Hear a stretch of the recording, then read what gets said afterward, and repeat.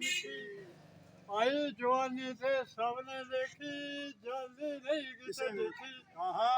सुभान अल्लाह जी मनियाद है बंदिया तेरी मगरों धात तेरी मिठी क्या बात है इश्क लोहारा ताजा रहंदा भावें दाढ़ी हो जाए चिट्टी क्या ही फिर दूई बारी कहंदा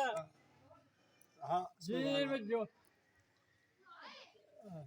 जीव जवानी चार दिहाड़े लज्जत नाल हंडाइए ओ ककड़ी दे खरबूजे वांगू एवें नी पक जाइए गई जवानी नी मुड़ के आउंदी भावें लख खाइए क्या बात है जी, क्या बात ताजा रहंदा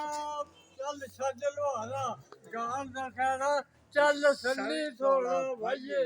वाह यो की दा पिंजरे वाली गल ये एक बार शेर होया पिंजरे वाला ਜਿਹੜਾ पिंजरे वाला मियां साहब दा